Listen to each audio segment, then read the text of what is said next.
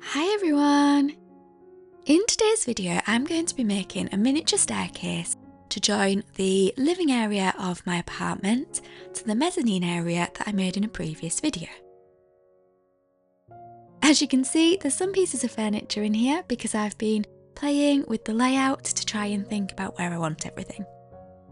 So in a previous video I discussed where I was going to put the staircase and what type of staircase I could have. Now, I don't have a lot of space in the apartment, and I had some really good suggestions for different types of staircases. We discussed using ladders.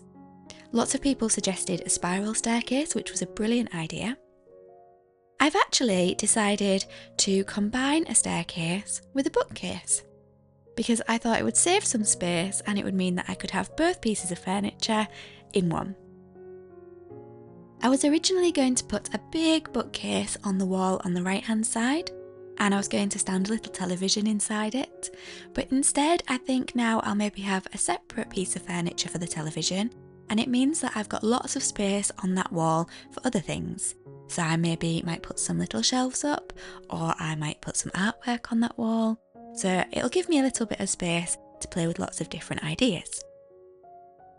So I'm actually going to be using some miniature stairs from a third doll's house that I've not started renovating yet. And these are going to sort of form the structure for the stairs, and then I'm going to build the bookcase around them.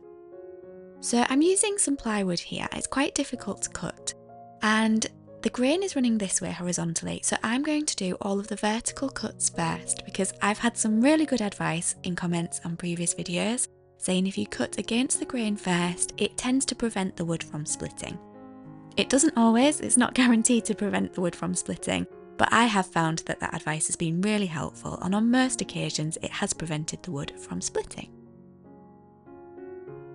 I always make sure that I put the blade back into my Stanley knife when I'm not using it so that I don't cut myself. And also I always have a little cat that's near me whilst I'm working, so I always think it's really important to make sure that there's nothing that she can hurt herself on.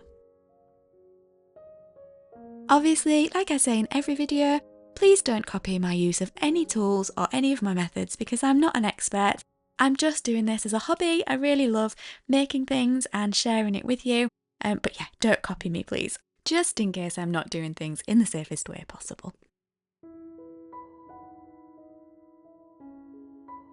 As you can see, there's a little bit of ink on this staircase. I actually think that I got that ink there whilst I was drawing around it when I was drawing on the squared paper to make the templates for the back of the bookcase. This does become a little bit of a problem later on in the video, which I'll show you. So for the sides of the bookcase and the shelves as well, I was using balsa wood, which was a lot easier to cut than the plywood.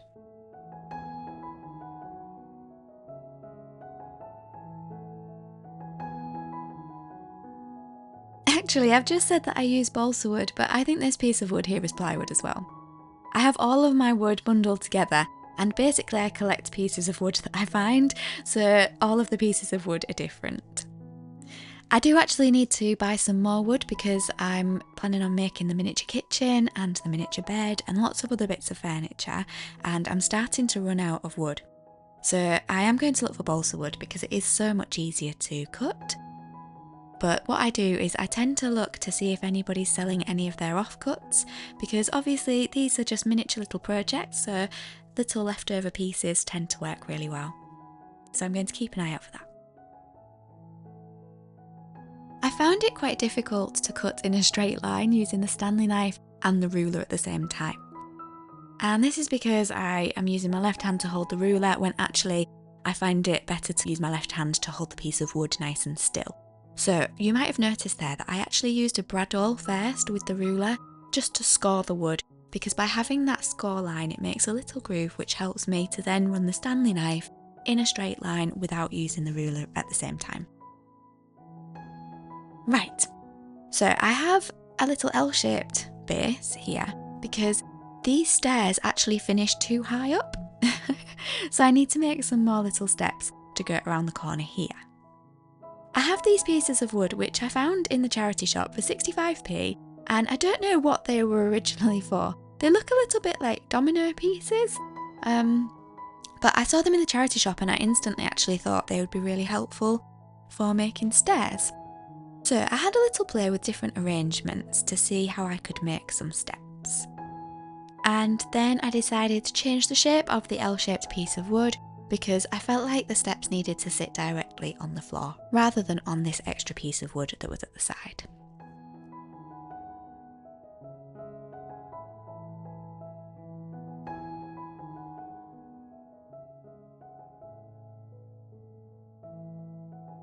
I also cut away the panel that was at the back here because this wasn't needed anymore either.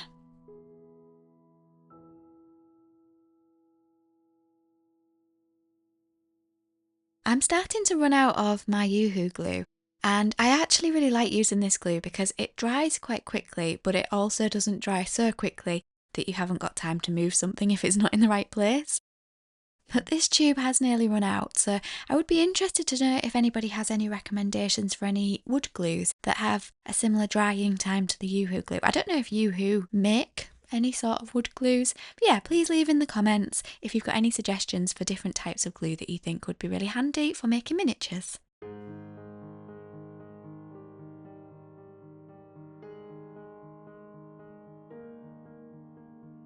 I decided that at the bottom of this bookcase I would have 6 little drawers. So I was using the little pieces of wood that I'm going to be using to make steps as little fronts for the drawers here, just for my measurements. And then I was building a shelf to go on top of them, and then some little dividing pieces of wood to go between each drawer.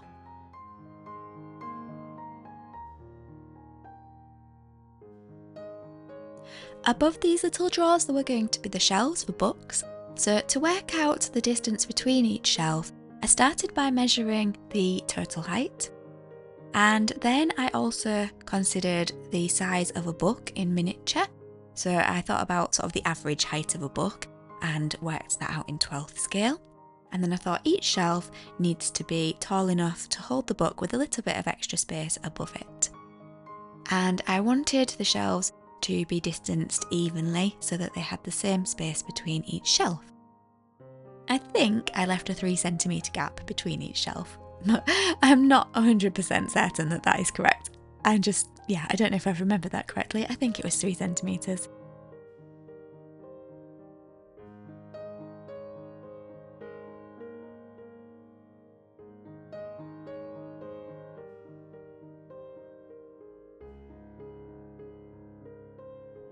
Yeah, that looks like about 3 centimetres, doesn't it? So I think it was 3 centimetres from the bottom of a shelf to the bottom of the shelf above it.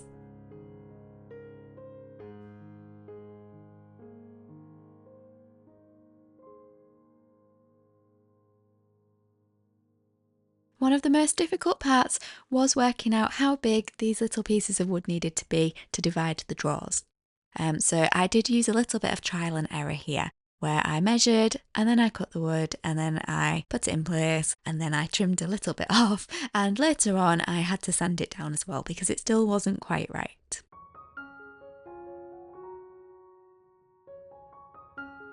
Also, this piece of balsa wood was so thin that it did end up splitting a little bit as I cut it, even though I was cutting against the grain first of all. I think if I was to do this again with such tiny pieces of wood, I would have actually put them the other way around. So as I was cutting them out, I would have made sure that the longer edges that I had to cut were the ones that ran with the grain. So that's something that I've learnt for future projects. So as you can see, I was having to trim the tiniest little pieces off to try and make sure that these pieces fit, and it was important that I didn't trim too much off because then it meant that the glue didn't really connect between the two pieces of wood, which then made some of the pieces a little bit wobbly, which did actually happen with the section that is on the bottom row on the right hand side there. I did also have to remove this end panel because what I hadn't taken into account when I'd worked out how far each of the drawers would come across was that actually when I put those pieces of wood in between them, obviously that added some extra width. So I had to just add a little bit more of a base on to accommodate this bit of extra width, and then I added a new end panel. Throughout this project, there were just the tiniest little measurement mistakes, which made it a much longer project than I expected it to be. But I'm still learning, and with every single project that I do, I'm going to learn something new and something different and hopefully get better at it. This project also spanned quite a long time because I had a craft fair in the middle of this project. So I paused all of my doll's housework so that I could prepare for the craft fair and also attend the craft fair. It was actually at a scarecrow festival and it was such a brilliant weekend. I met such lovely people and it's really nice to be able to share my work. And after the craft fair, I also then had some commissions to work on, which I love doing. So I do pet portraits. And then I also decided to do some work on creating a website. So I do already have an Etsy shop. And I've wanted my own website for quite a while. So my website's in its early stages, but by creating my own website, it means that I can link it up to things like my YouTube channel. So I think my new website is actually now linked up to my YouTube channel, but this is my first video that I've posted since doing that. So please let me know if you can see my website. It's got a lot of my products listed on it. It hasn't got my pet portraits listed on it yet, just because I'm trying to work out the best way to do that. But yeah, it's been a really lovely, busy time where I've been doing lots of creative things and now back to making a little miniature bookshelf.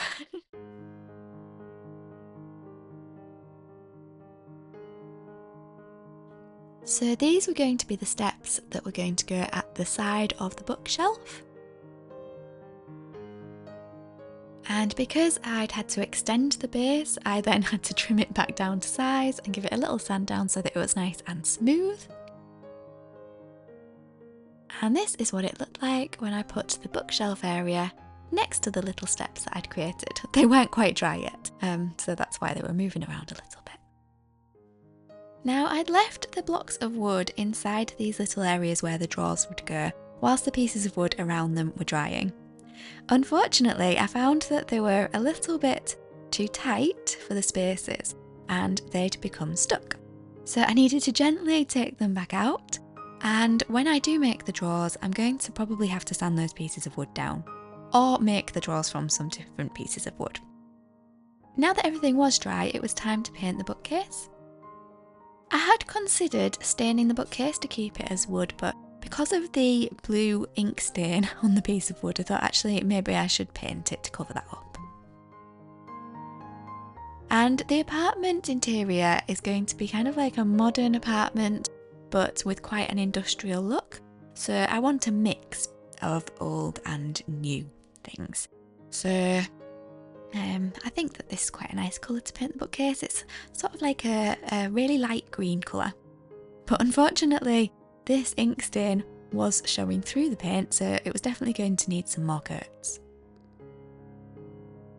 I decided to mix up some filler because there were quite a few gaps where I hadn't done my measurements quite correctly or where my joins weren't very neat. So I decided to fill these with filler and then sand them down once it was dry.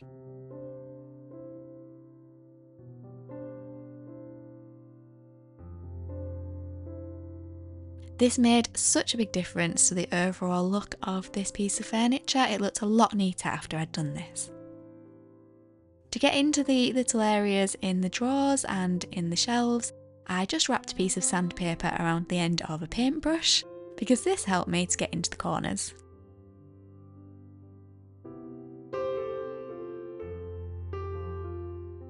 Once all of the filler had been sanded, it was time to give the bookcase another coat of paint. But once again, this did show up some areas that needed a little bit more filler, so I do go back a little bit later on to add a little bit more.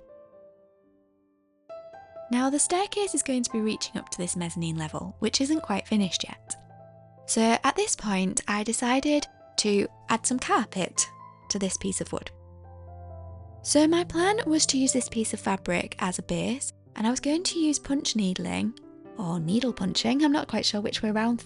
Needle punching? Punch needling. I'm not sure what it's called.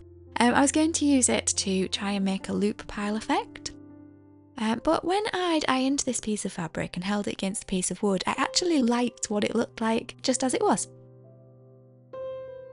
This piece of wood did have 2 holes in it because I was originally going to use it for the ceiling above the kitchen where the lighting would go. So I just needed to cover those holes over with some black tape so that the lighting that's in between the 2 pieces of wood doesn't show through the carpet. And then I used some double-sided tape just to stick this piece of fabric down. Unfortunately, there were 1 or 2 creases still in the fabric that I just couldn't get out, but I'm hoping that once there's furniture in the bedroom, it will cover up those creases.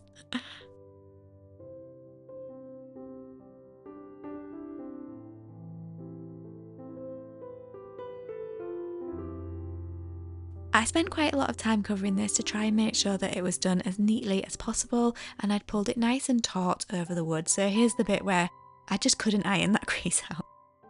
So the lighting is in between these 2 pieces of wood. So this is the lighting that shines down above the kitchen through little spotlights, but I also want to lead it out and onto the mezzanine level so that I can use it to make some side lights maybe, or I might use it to actually just use as fairy lights to maybe wrap around the bed or something like that. But when I laid this piece of wood on top, I could actually still see these lights that were in between the 2 layers shining through. So I decided to cover this piece of wood in this black tape to try and prevent that light from shining through the carpet area. I used some of these blocks of wood that I'd used as the steps just to keep the 2 pieces of wood separated at a consistent level. And I threaded the lights through the corner so that I could use them in the bedroom space above. So this was the ceiling with the spotlights that would go above the kitchen. Now, these 2 pieces of wood weren't completely flat. One of them was slightly warped, so I decided to pile lots of heavy objects on top of this wood whilst it was drying to try and help it to dry flat whilst it was connecting to the piece below. I also cut some pieces of wood out to go along the sides, and I painted them white, and I actually had to stick some black tape on the opposite side here just to stop any light from shining through any gaps that were at the top and bottom of these pieces of wood once attached. And I was trying to work really quickly here because my family were coming round for tea and I needed the table. So at this point it was absolutely covered in things. Now my family arrived at this point and tea was also about 2 minutes away from being ready. Thankfully, Mum was there to hold my piece of wood in place. Now I needed something to clamp it together whilst it was drying and I thought I'd use pegs. But then I realised I'd left them in the garden the day before when it had suddenly started raining whilst the washing was out. So I needed to run out, it was still raining, and get the pegs. I needed to dry them off and I needed to use them to clamp these pieces of wood together. One of the pegs didn't fit, so I had to run back out into the rain and get another peg that I'd just left out there. And then whilst that was drying, my mum and I worked really quickly to clear the table.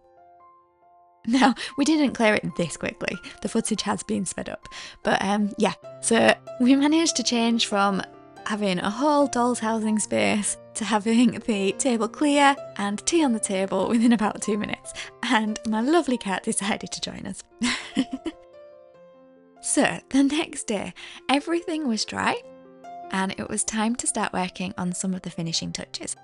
Now, adding the carpet had actually raised the level of the mezzanine slightly, which meant that the bookcase now didn't reach the floor because the bookcase is just hooked over the carpet at the top. So I decided to add a little bit of plinth at the bottom and this just helped to fill that gap. It also helped to finish the bookcase off really neatly.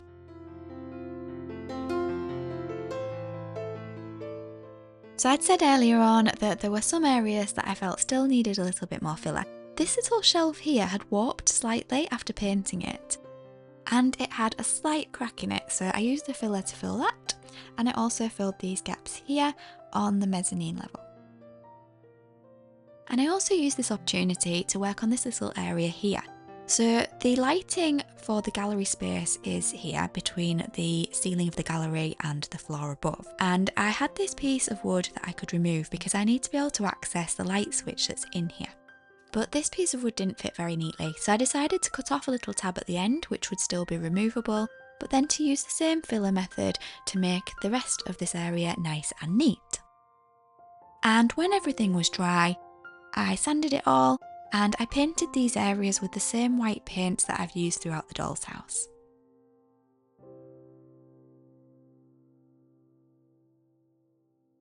I also sanded the bookcase again, and this is where I had to just file down this bit of wood here because it still just wasn't quite the right size.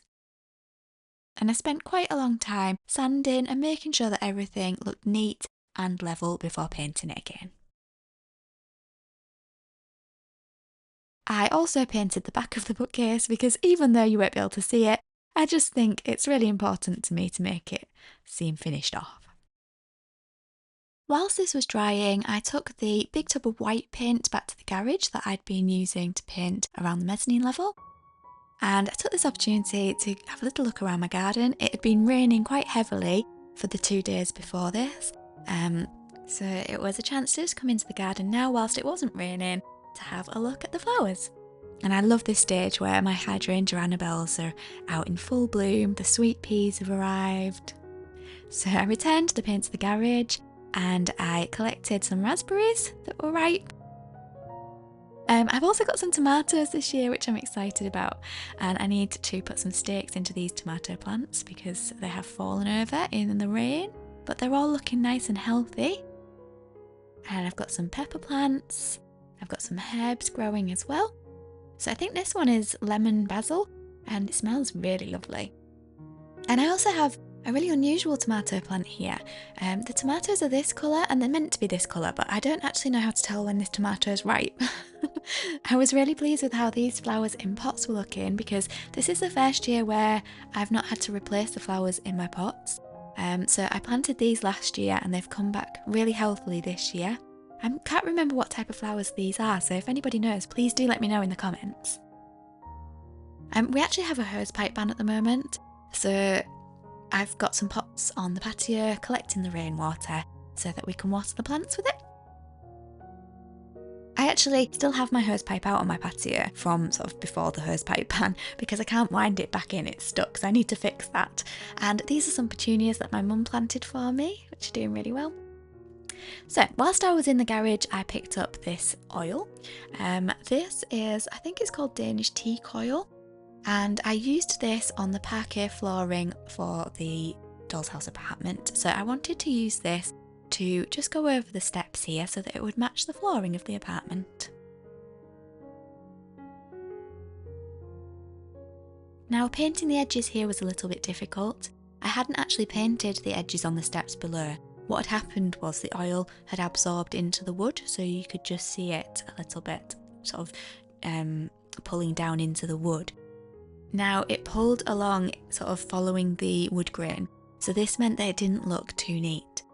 So I decided that what I would do was leave this to dry and then I would use some of the light green paint that I'd used for the rest of the bookcase to paint up to this edge just to try and make it look a little bit neater.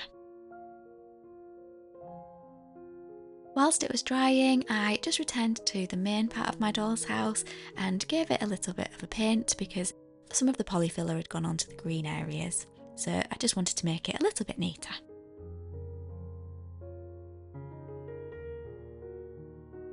So once the oil was dry, it was time to paint with the green paint, and I was hoping that this would cover up any of the oil that had sort of seeped down into the wood grain.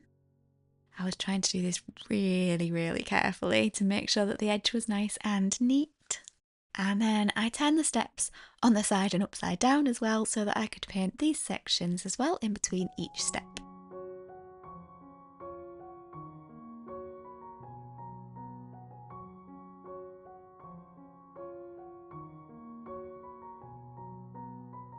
And I painted these little steps as well in the same way so that they matched.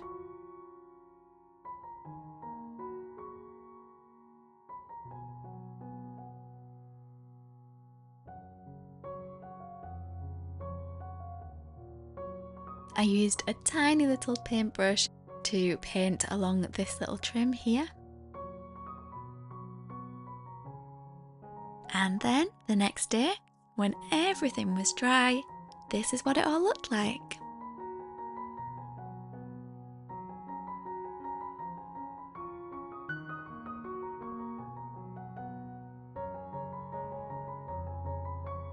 Now, when I put the little steps next to the bookcase, I realised that there's a gap at the back here. I think I must have left that intentionally. I think I've done it so that the top step lines up with the front of the bookcase, but it means that I need to think about what to put in that space at the back. So I could either put another step in, like a sort of in line with the steps that are there, or if you've got any ideas of what else I could do, please let me know. This little shelf is still a little bit curved, so I think I might put a plant on there that maybe hangs down and disguises that curve a little bit. And I'm not going to attach these steps, I'm going to leave them loose so that I can turn them and rearrange them if I decide to have everything in a different configuration. Although that would mean that I would have to change the trim along the bottom of the steps to match. I did notice whilst I was looking at this that the very top step here, look, I've missed a bit of varnish, or oil, sorry, not varnish. I've missed it off the top, so I'm going to have to go back to the garage and get that out to finish it off. But for now, I'm going to pop it into the doll's house so that we can see it in its new position.